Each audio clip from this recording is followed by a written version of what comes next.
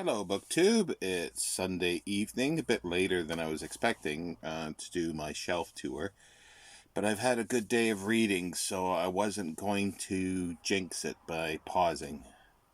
So, but I'll get to it now. It's more transport. There are some railways and uh, steam engines, traction engines, and so forth. But the first book we start out with is another book on inns, the old inns of England. It's a Batsford. This is quite rough, but it's Batsfords I sort of collect when I see them. This is BT Batsford. It's the A.E. Richardson 6th edition. We saw an earlier one, but without the dust jacket. This one, it's it's rough, but it's pretty good. Yeah, 6th edition. What year does it say here? 1952. Originally came out in 1934. I'd love to get one. Definitely first printing with the dust jacket. That's I would really love. And then we got a newer Batsford on the English Inn. And you see, compared to jackets, yeah, that's the back. It's, carry over, and then you got this. Yeah. Denzel Bachelor is 1963, so yeah, by the 60s they were pretty well gone because we have, what was the date of this one again? 1952, yeah, so sometime in the 50s they sort of stopped making them really nice. But even so, it's still the quality or lack thereof. They're not scholarly in any way, Batsfords, but they are a good introduction to the subject, and paid all of £1 for this one, so I'm happy with that. Now we move over to railways. Nice book on railways. The Railway Mania and its Aftermath, Henry Grote Lewin. Introduction to Revised Edition CR Clinker.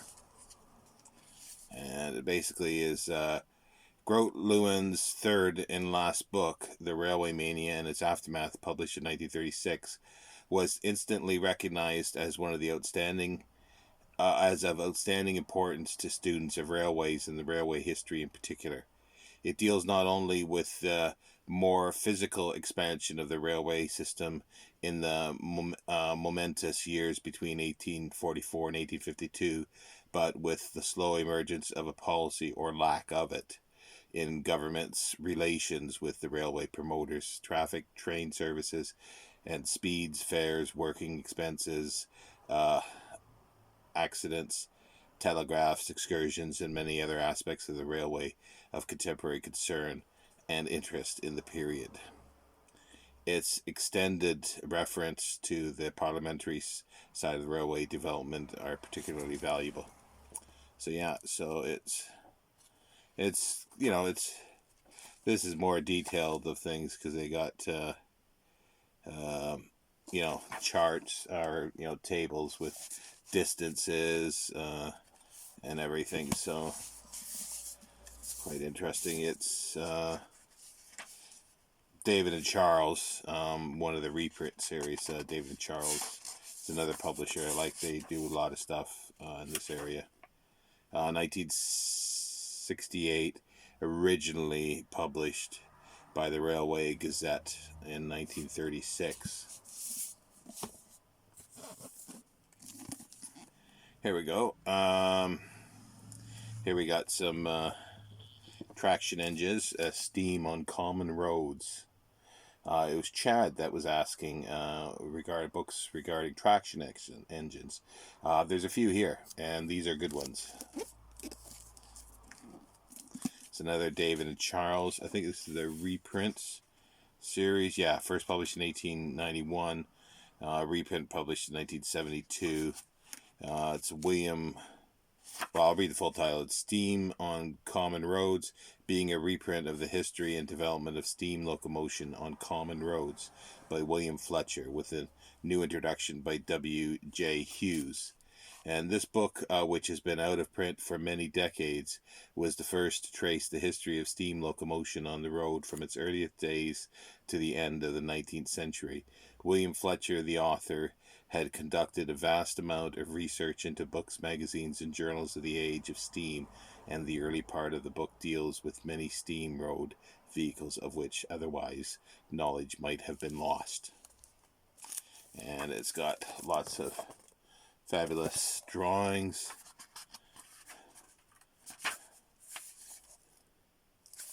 It's it's a nice book, and advertisements as well.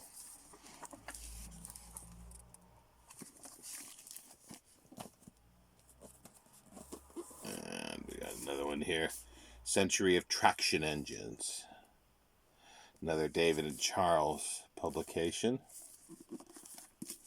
This one's not a reprint, I don't think. Well, it could be a it's by W.J. Hughes, the guy who did the introduction for the other one. Century of Traction Engines, being an historical account of the rise and decline of an industry whose benefits to mankind were and are invaluable, or incalculable, sorry. David and Charles, third impression, 1970, originally 1959. Here is the third impression of a standard work which quickly earned an international reputation after its first publication. This is the story of what is possibly the most fascinating of all prime movers, the traction engine.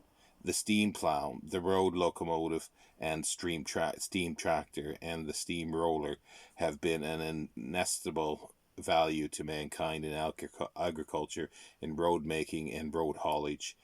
In opening up the developing virgin lands, steam power played a part which was a paramount importance to the world. And it's got photos, a lot of photos of said traction engines. And again, that kind of looks familiar. That's same from the previous book. Now we got something a little similar. It's Saga of the Steam Plow by Harold Bonnet. Again, David and Charles.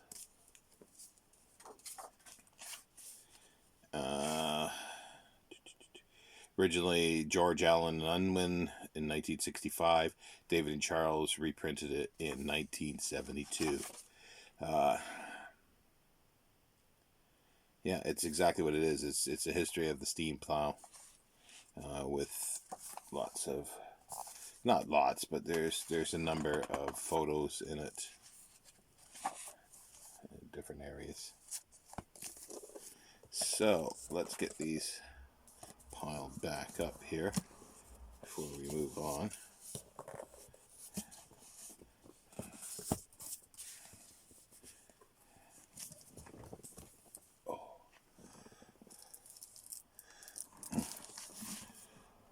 Okay, and now we go to aviation, planes, the rebirth of European aviation.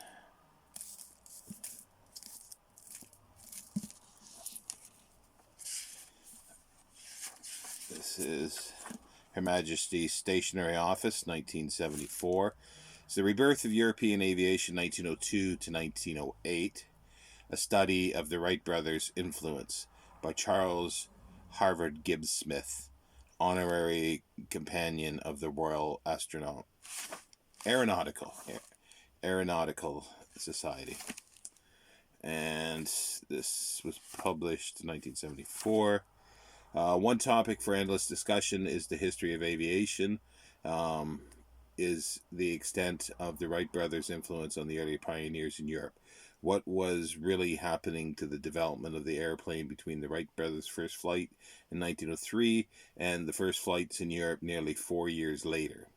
In brief, did the birth of the practical airplane in Europe owe anything to the Wrights?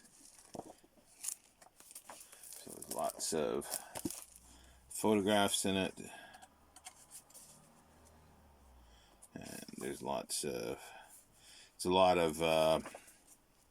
it's mostly reprint material with historical surveys. Just trying to find other photographs here. There we go. Yeah, so it's original articles, whether it be monographs or newspaper articles and so forth, contemporary articles. The locomotive of today. Look at the nice embossed cover of the engine.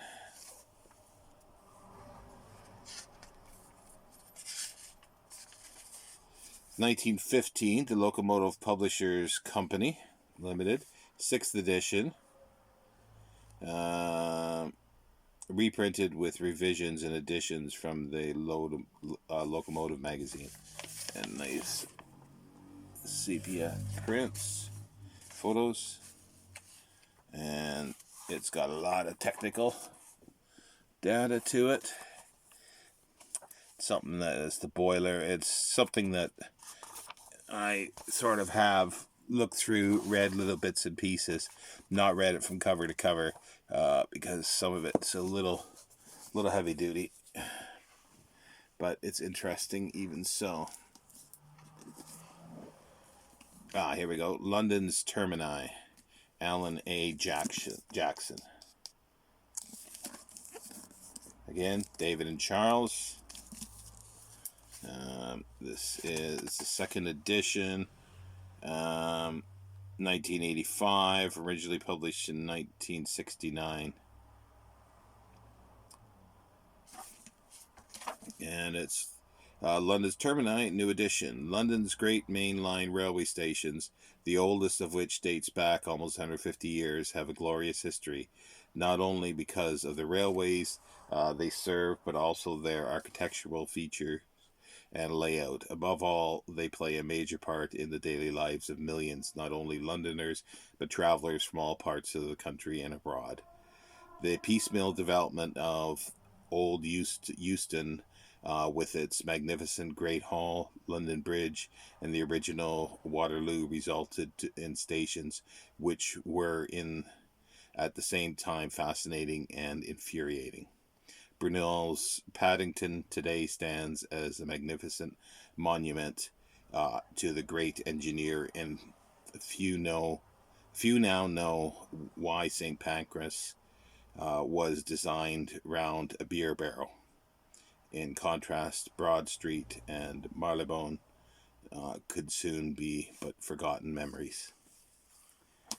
And this could easily go into my London collection, which is on the other side here of these books. Once I get sort of things organized, which it's going to be months now, but I'll be able to access more of the London stuff, and I might be able to do a shelf tour of that. So yeah, no, that's again David and Charles, so it's a very nice book.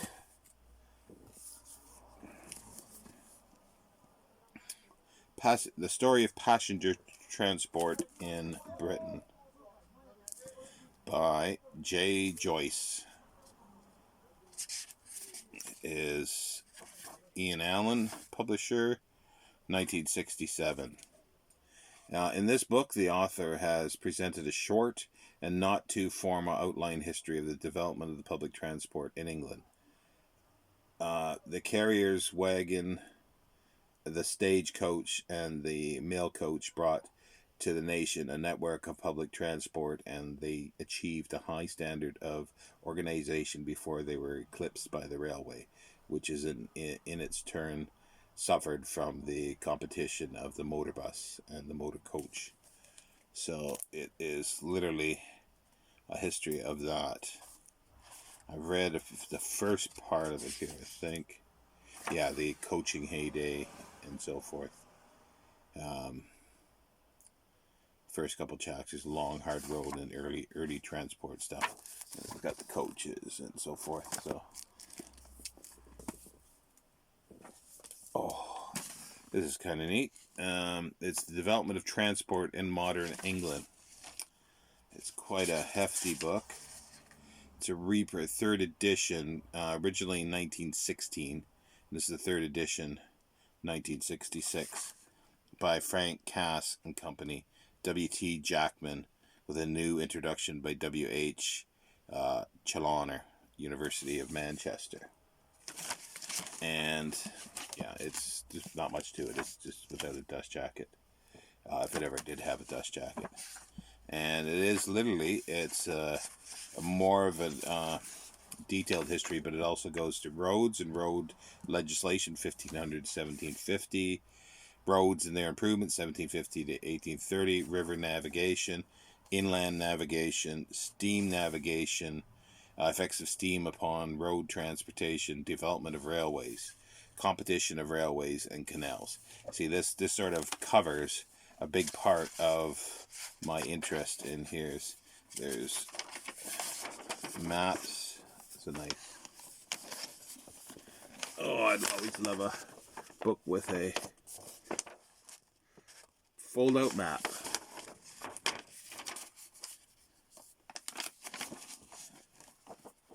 There's a few of these in here. There's a number of them.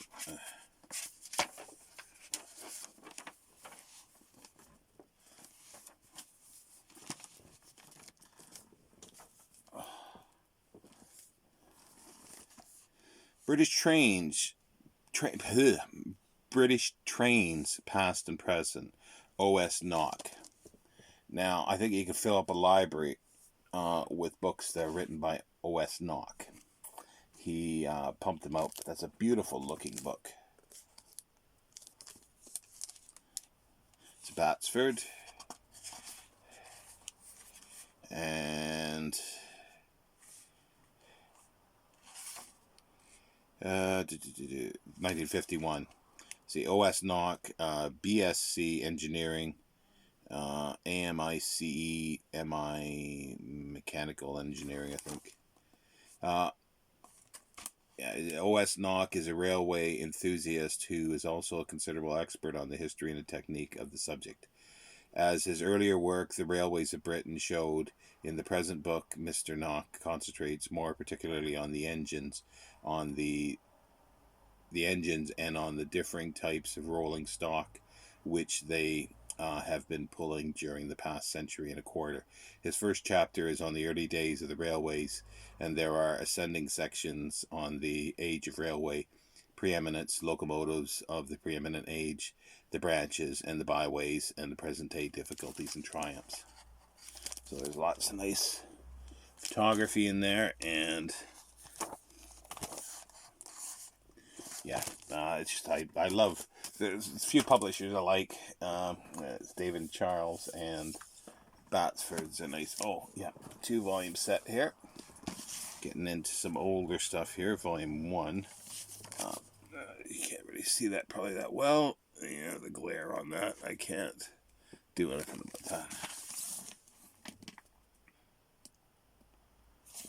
Volume 1.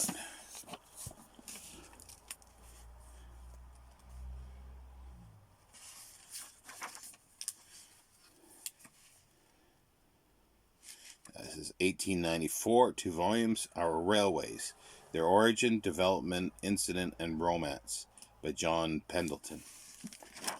Got etching as the cover, and it's got gilded edges. And it's exactly what it states. It's a nice little pop out. So it's been repaired a bit.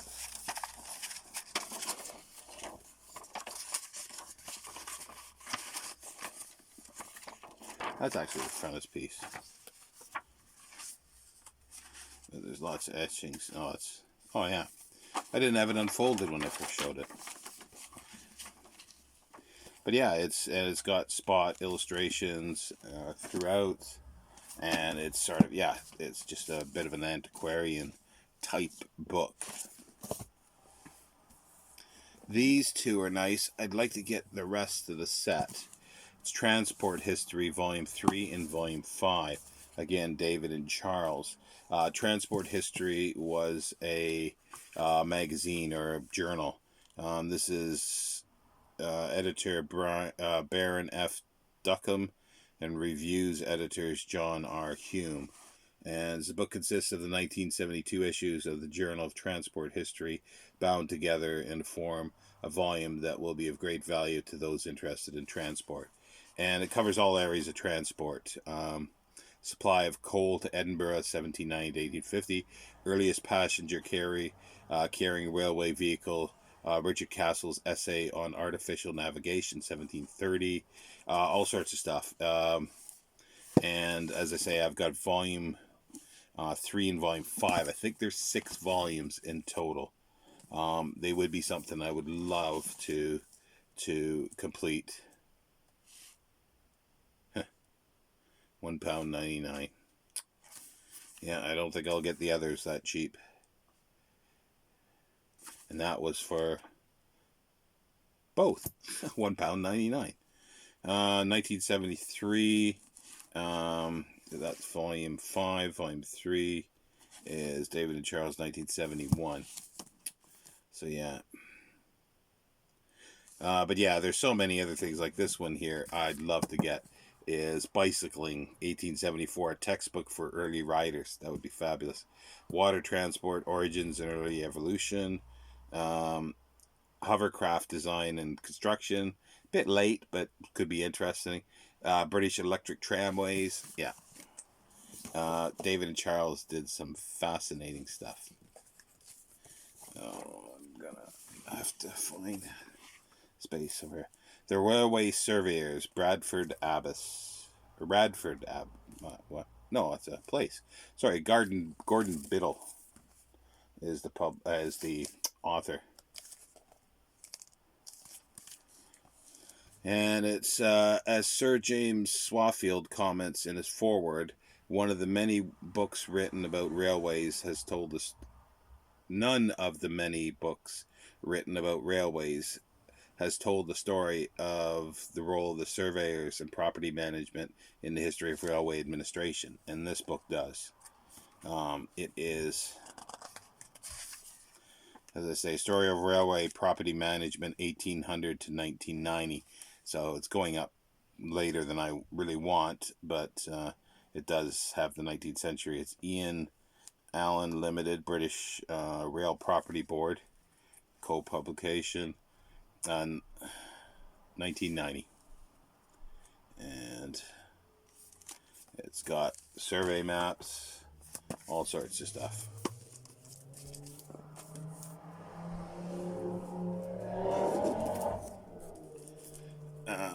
Oh, this one's a neat one, yeah.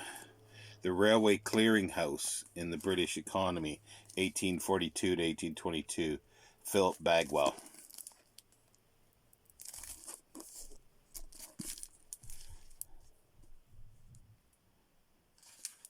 This is George Allen and Unwin, who did a lot of similar stuff to David and Charles as well. 1968, first published. There's Railways North, and basically, so there were 120 railway companies operated in Britain before the First World War. Without the services performed by the Railway Clearinghouse from 1842 onwards, the passenger and trader would have suffered great inconveniences whenever railways had to be employed over longer distances than those covered by the single company. But the clearinghouse did much more than settle accounts between different companies concerned with through traffic. It established a common classification of goods, standardized signaling systems, and a telegraphic codes, organized a lost property office, and provided a neutral meeting ground for general managers to establish their pooling agreements and rate conferences. It was the nerve center of the railway for the last part of a century. At one time, more than 2,500 clerks were employed in this huge offices near Houston Station. The author has used the ample official records only recently made available to reconstruct the story of the Railway Clearinghouse, and to show the vital role it has played in the development of the British railways and the growth of the economy. So, very interesting. Here we go. Iron Bridge to Crystal Palace, impact and images of the Industrial Revolution. A little hazy for this area, but or this section, but it does talk about Iron Bridge. As Asa Briggs, he's written a lot of stuff.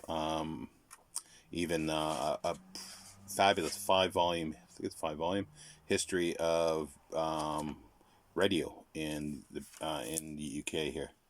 This is a book club associate, so it's a book club edition, 1979, and it's one of the most important surveying symbols of Britain's emergence. Was the world's first industrial nation is the Iron Bridge at Crowbrookdale in Shropshire.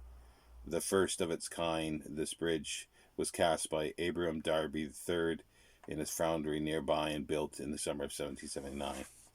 So this is just talking, it's talking about engineering projects as well as the people who sort of fueled the Industrial Revolution.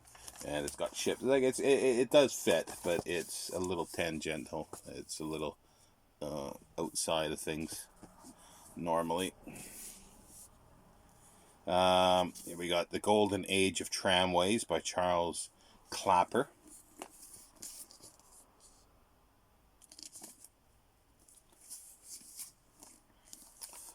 And it's Rutledge, and Keegan Paul,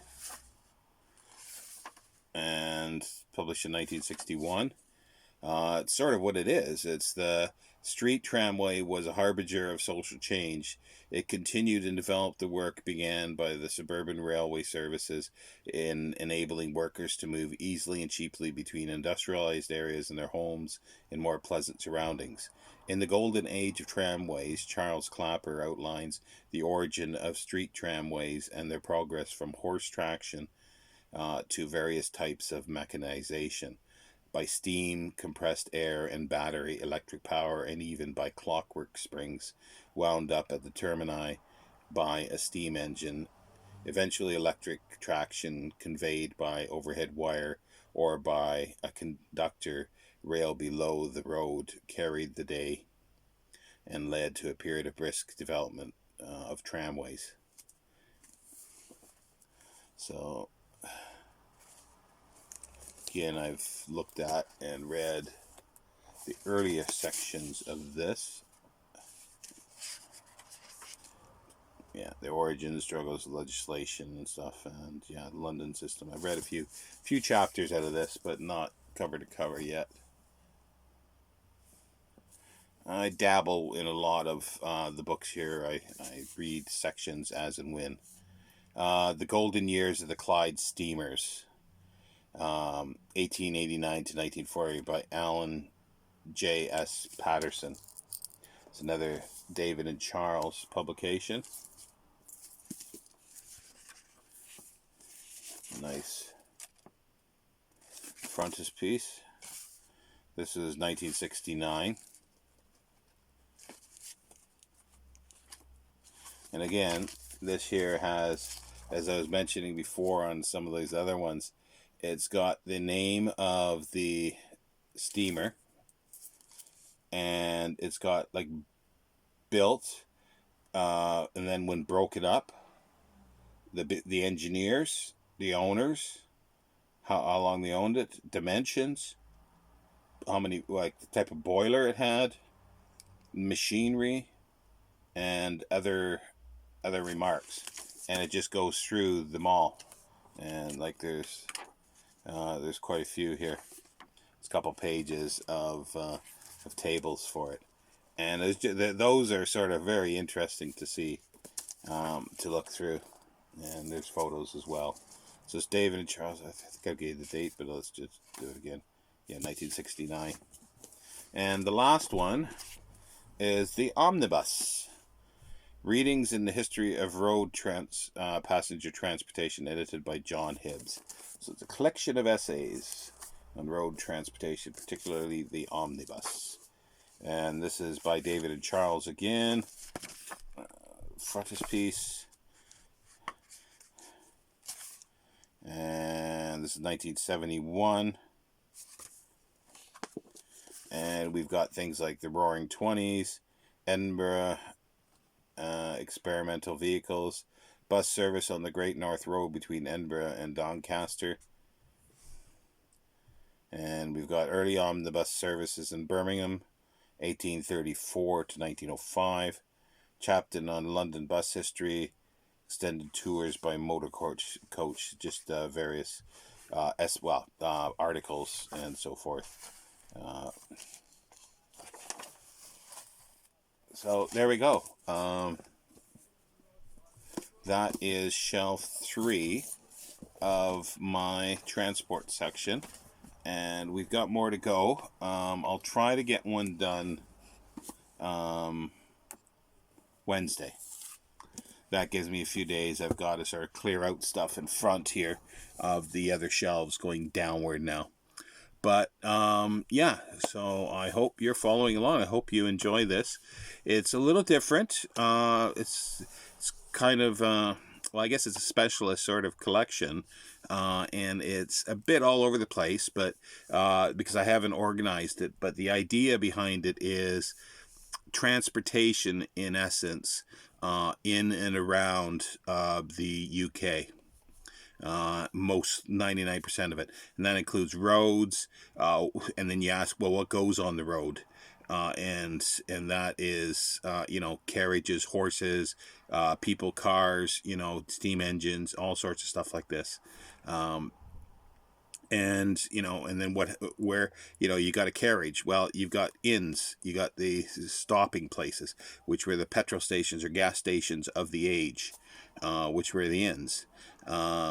And bridges, going over a river, describing bridges, all sorts, and the construction of roads, how the roads were made, all the way from Roman roads upward, canals, and canal building, and canal boats, and the canals themselves. Those are yet mostly to come. And then we've got shipping.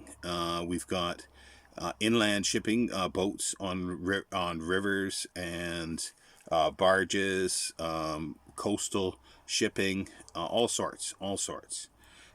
Railways, obviously.